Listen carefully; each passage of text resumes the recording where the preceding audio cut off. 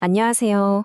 오늘은 원자료를 바탕으로 아주 흥미로운, 어쩌면 조금은 민감할 수도 있는 얘기를 한번 해볼까 합니다. 바로 언어와 정체성에 얽힌 문제죠. 자, 그럼 바로 질문부터 시작해볼까요? 한국에서 기독교라는 단어를 쓰면 어떤 일이 벌어질까요? 이게 그냥 평범한 단어 같지만 사실 그 안에는 정말 복잡한 이야기가 숨어 있습니다. 그러니까 여러분도 모르는 사이에 어떤 논쟁의 한복판에 서게 될 수도 있다는 거죠. 원자료를 보면요, 이 기독교라는 단어가 사실은 종교적인 정체성을 둘러싼 아주 첨예한 갈등의 중심에 있다고 지적하고 있어요. 보통 이렇게들 생각하죠. 아, 개신교가 기독교라는 이름을 너무 독점하는 거 아니야? 하고요. 그러니까 기독교라는 큰 우산 안에 카톨릭도 있고 정교회도 있는데 개신교만 그 이름을 쓰니까 다른 교파들이 소외되는 느낌을 준다는 그런 지적입니다. 근데 정말 그게 전부일까요? 자료는 이게 그렇게 간단한 문제가 아니라고 말합니다. 단순히 한쪽의 잘못으로만 볼 수는 없다는 거죠.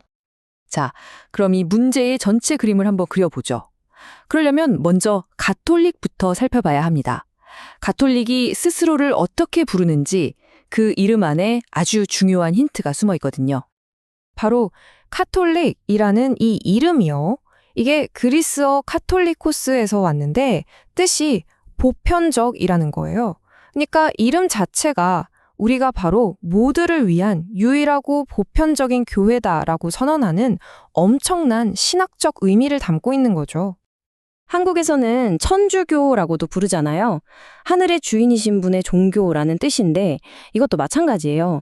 17세기에 선교사들이 만든 이름이지만 결국은 이 종교가 하느님의 유일한 참된 종교라는 보편적인 주의를 암시하고 있는 겁니다.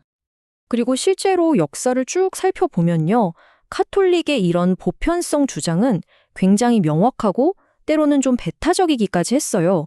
제2차 바티칸 공의회, 그러니까 1960년대 이전까지는요, 다른 교파를 지금처럼 분리된 형제라고 부르지 않고 아예 분열자라고 규정할 정도였으니까요. 그만큼 자신들의 정통성에 대한 확신이 강했던 거죠. 자, 카톨릭은 그렇고요. 그럼 기독교의 또 다른 큰 축인 정교회는 어떨까요? 여기서도 아주 비슷한 패턴이 보입니다. 정교회, 영어로는 올토독스라고 하죠. 이 단어도 그리스어에서 왔는데 뜻이 올바른 의견 또는 바른 믿음이에요. 어떠세요? 카톨릭처럼 이름 자체에 우리가 진짜다, 우리가 정통이다 하는 강력한 주장이 담겨 있는 게 느껴지시죠? 이 이름이 특히 중요해진 게 1054년 동서교회가 완전히 갈라섰을 때부터입니다. 이때 동방교회가 우리는 서방 카톨릭과 다르다. 우리는 초기 교회의 순수한 신앙을 그대로 지켜온 진짜 수호자다. 라는 의미로 정교회라는 명칭을 강조하기 시작한 거죠. 자, 지금까지 카톨릭과 정교회의 이야기를 들어봤습니다.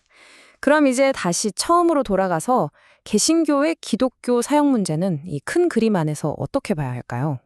여기서 이 그래프가 아주 중요한 맥락을 보여줍니다. 한국의 종교 인구 분포를 보면 개신교가 카톨릭이나 정교회에 비해 압도적으로 많아요. 그러니까 개신교가 기독교라는 단어를 쓰는 게 우리 귀에 훨씬 더 자주 그리고 더 크게 들릴 수밖에 없는 사회적인 환경인 겁니다. 이 표를 보면 모든 게 딱 정리되는 느낌입니다. 보세요. 카톨릭은 카톨릭 또는 천주교라는 이름으로 우리가 보편적이다라고 말하고 정교회는 정교라는 이름으로 우리가 올바르다라고 주장하죠. 그리고 개신교는 기독교라는 단어를 사용하면서 마치 우리가 기독교의 표준적인 모습이다라고 말하는 셈이 되는 거고요. 구조가 똑같죠? 다들 각자의 방식으로 중심성을 주장하고 있는 겁니다. 그래서 핵심은 바로 이겁니다. 이건 어느 한 그룹의 유별난 행동이 아니라는 거예요. 카톨릭, 정교회, 개신교 모두가 역사적으로 또 신학적으로 우리가 정통이다 라고 주장해온 공통된 패턴의 문제라는 거죠. 자, 이렇게 다들 비슷한 주장을 하고 있다는 걸 이해하고 나면 이제 좀 더 건설적인 방향으로 나아갈 수 있습니다. 자료에서도 바로 그 지점을 짚어주고 있거든요. 자료가 제시하는 해법은 이겁니다.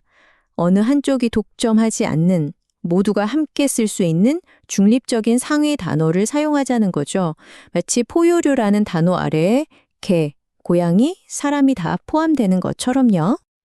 그 단어가 바로 그리스도교입니다. 크리스티아니티라는 영어 단어를 가장 직접적이고 중립적으로 번역한 말이죠. 사실 학계에서는 예전부터 이 용어를 선호해 왔습니다. 그럼 왜 하필 그리스도교일까요? 여러 장점이 있습니다. 일단 특정 교파가 자기들 거라고 주장하지 않는 중립적인 단어고요. 또 카톨릭, 개신교, 정교회 모두를 정확하게 포함할 수 있죠. 크리스티아니티의 가장 원래 의미에 가까운 번역이기도 하고요.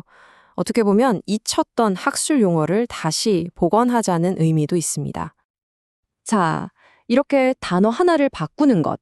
이게 과연 서로를 바라보는 우리의 시선까지 바꿀 수 있을까요? 오늘 이 이야기는 우리에게 아주 근본적인 질문을 던집니다.